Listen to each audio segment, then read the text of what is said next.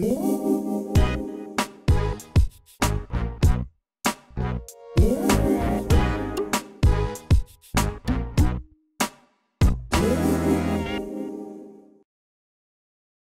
this is Food Offensive Weekly News, and as you can see right now, I'm not going to be in front of the camera for this week's episode, but I have plenty to cover. Believe me, there is just so much to cover. I spend all week gathering news and articles and things that are concerning our food freedom and things that are concerning the food that we eat, what's in the food, what is it really that is going into our bodies, and I really just have so much to cover each week that again, last week that I had to cut out some of the things that I actually recorded, and I only, if you saw that episode, I only really covered a few articles and a few news pieces of news, but there's just so much to go over each time, and a lot of things really new. Some things are just continuations of ongoing issues such as GMOs and things like that, and new breaking stories and new breaking studies or whatever the case is on those subjects. But this week we've had everything from farmers taking on Monsanto. We had an Indiana soybean farmer that sees a Monsanto lawsuit reach the U.S. Supreme Court. This farmer's going after Monsanto. Very few have been able to do that or have wanted to try to do it, but we commend him for doing that. Animal drugs in our food, probably so. There's an article on that. There are numerous things going on. There's one particular item I wanted to cover as well before I move on and explain what I'm going to do here this week with a special report that I'm doing concerning the current season we're in. Basically, there's a new study that's going on, and there's a lot more work that has to be done for it. But asyousow.org, I just posted a blog entry on my site for this,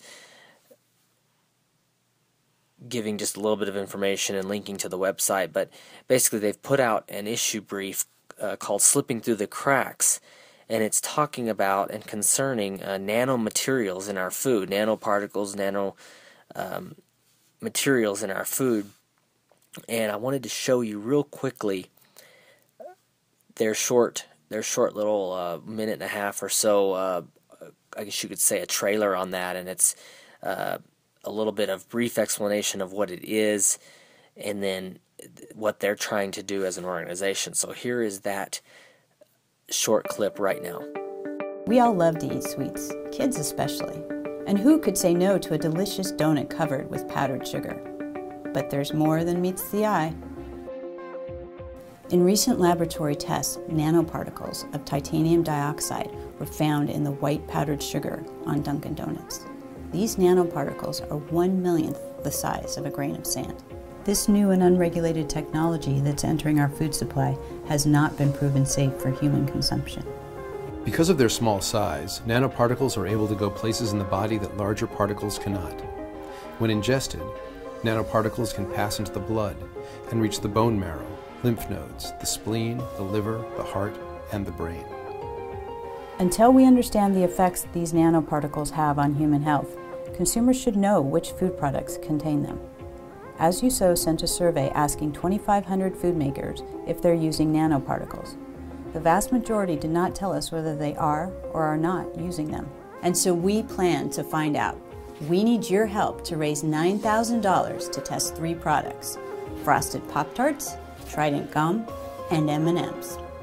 All donations are tax deductible, so help us to find out whether there are nanoparticles in these foods, and we will work with the manufacturers to get rid of them.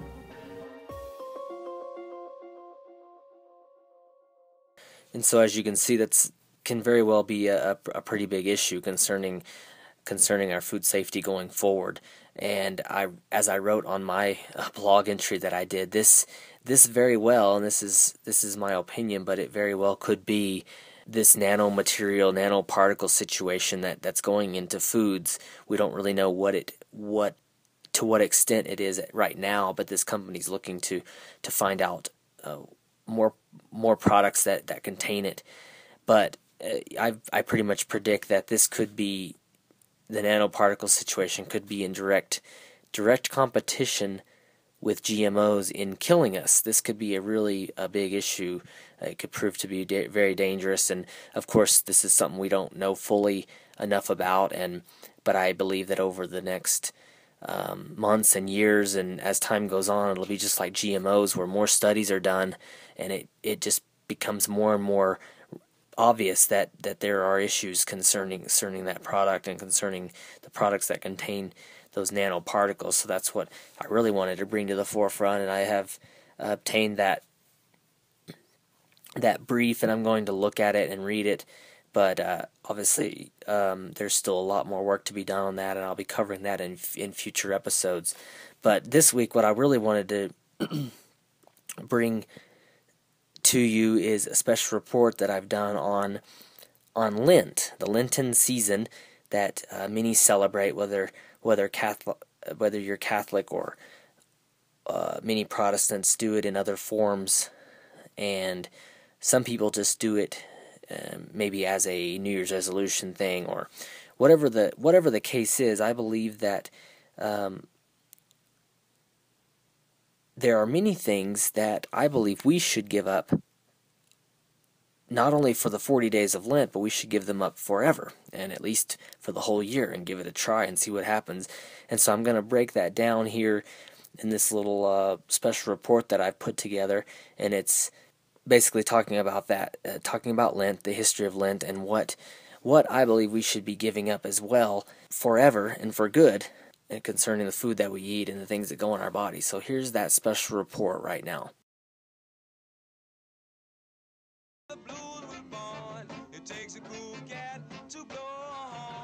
This week, many people engaged in Mardi Gras-style gluttony and debauchery of all kinds.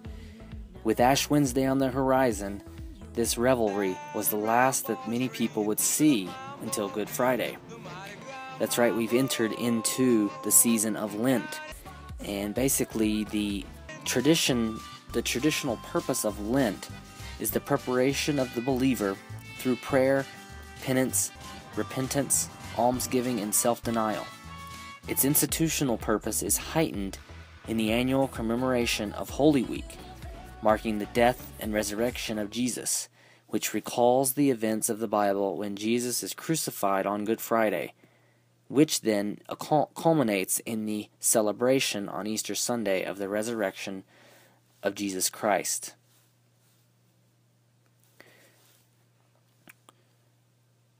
A little history on the Catholic roots of Mardi Gras. Mardi Gras literally means Fat Tuesday. It has grown in popularity in recent years as a raucous, sometimes hedonistic event, but its roots lie in the Christian calendar as the last hurrah before Lent begins on Ash Wednesday. That's why the enormous party in New Orleans, for example, ends abruptly at midnight on Tuesday, with battalions of street sweepers pushing the crowds out of the French Quarter towards home. The name Fat Tuesday, and for the word Mardi Gras in French, comes from the tradition of slaughtering and feasting upon a fattened calf on the last day of Carnival. The day is also known as Shrove Tuesday, from the word to shrive or hear, confessions, Pancake Tuesday, and Feder Dienstag. The custom of making pancakes comes from the need to use up fat, eggs, and dairy before the fasting and abstinence of Lent begins. For many people, the time of Mardi Gras, at least in America, is just for a partying and a good time, and others it really is a time marking the beginning of a religious time. But some use it as an excuse to actually partake in the gluttony and debauchery of the events, and really overdo themselves and overindulge in foods and drinks and things of that nature. But there are some associated customs concerning Lent, and there are traditionally 40 days in Lent, which are marked by fasting, both from foods and festivities, and by other acts of penance. The three traditional practices to be taken up with renewed vigor during Lent are prayer, fasting, and almsgiving. Today, some people give up a vice of theirs, add something that will bring them closer to God, and often give the time or money spent doing that to charitable purposes or organizations. In America, many people do. They decide to give up different things, whether it be technology or doing certain other things, not partaking in drinking caffeine or drinking sodas or drinking something that would be bad for them. And the Catholic Church actually has put out different rules and regulations, both traditionally and in modern regulations. There's Lenten fasting regulations that the Catholic Church has put out, and abstaining from meat, so on and so forth. But it also should be noted that Fridays throughout the year are designated days of penance. The Code of Canon Law states that Friday is a day of abstinence from meat throughout the year. The American bishops have allowed us to choose a different form of penance rather than abstaining from meat, but there must be some form of penance. For this is the day we commemorate Christ's suffering and death. The bishops stress that among the works of voluntary self-denial and personal penance, we give first place to abstinence from flesh meat. So in traditional code, many people already know that meat, we abstain from meat on Fridays, but of course Catholics in particular have been given allowance to pick something else to abstain from. But this, I like what this points out, the fact that it is the Code of Canon Law states that Friday is a day of abstinence from meat throughout the whole year. So to me that means the whole year, every Friday, you would abstain from meat. And many have a hard time giving it up just during the Lent season, so I can see how that would be a problem for many throughout the year. But what I really wanted to point out in making this special report is the fact that I have some ideas of things that can be given up throughout the whole year. And whether this is done for religious belief or not, or health reasons or whatever, what I'm going to lay out here, I really believe that it can be, if you are a Christ follower, in a way allow you to worship God in a different way, when the foods and things that are in our water and our food supply really can make us unattentive and groggy and dumbed down. It really can get in the way of our worship to God and just our overall health and well-being. But I'm referring to my website here, foodoffensive.com. I have an avoid list that I made somewhere in the middle of last year, and this is not a complete list and nowhere near an exhaustive list of ingredients that we should be avoiding on a regular basis. I'm just looking at the list here, and I list things like monosodium glutamate, and I really give a link, and I give a quick brief information on what it is.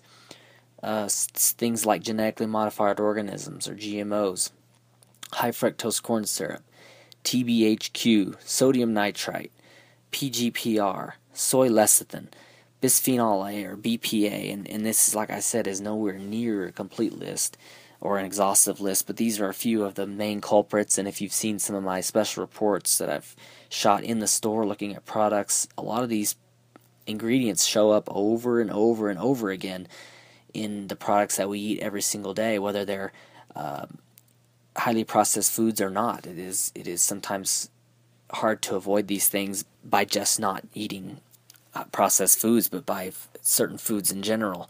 And so that is what I really want to press here, is during this Lent season, obviously that's a season that we've just started this last week, but going forward throughout the whole year, this is something that I encourage everyone listening to this, watching this, to take into consideration these products, these ingredients that go into our body on a daily basis, whether we know about them or not. We try to avoid them, and sometimes we eat them knowing that those products are in there, but yet we have no other choice at times, or so we think. And make it a point this year, starting in this Lent season, but carry it out through the whole year and hopefully through the rest of your life, to avoid ingredients such as this, and do our very best to change the way that food comes to us and what is in our food that we eat. This has been a FoodOffensive.com special report on the daily deadly ingredients that we consume and giving them up, starting at the Lent season and beyond. And now, to conclude my broadcast this week, I wanted to look, as I do every week, or at least try to every week, is to look at an action alert, an action item that we can take action on. And I've covered in the past this one concerning the genetically engineered salmon, and I wanted to bring that back up this week because there has been a change, and there's been an extension in the comment period for the frankenfish. And the delegation has responded to, so far, the overwhelming amount of people that have responded, so I commend everyone for doing that. It's been basically the cornucopia.org, the Cornucopia Institute, reports on an article from the Alaska Native News concerning the extension. It says the United States Food and Drug Administration announced on Wednesday that they would extend the public comment period for the Aqua Advantage salmon application a further 60 days after receiving an inordinate amount of comments as the comment period was on its last days before closure. The FDA reports 30,000 comments have been received by the agency since they had announced that they had found that the altered Atlantic salmon hybrid, affectionately called the frankenfish, posed no significant environmental impact. So basically this has been extended. You can go to the Cornucopia Institute website. They have an action alert and instructions for submitting your comments there. So we have until, I believe, April 26th. Yeah, April 26th of this year to get our comments in, and hopefully we can influence our leaders in their decision of letting this go, because as I've covered before, this is a huge issue, and we're putting something not so wild and not so naturally created into the wild, and it could cause some major issues. So watch what you eat, read the ingredients before you eat it, before you feed it to your family, and always be aware of what's going on around the food that we eat, our food supply, any regulations that are going on, and just overall be safe in what we're eating. So until next time, thank you for joining me.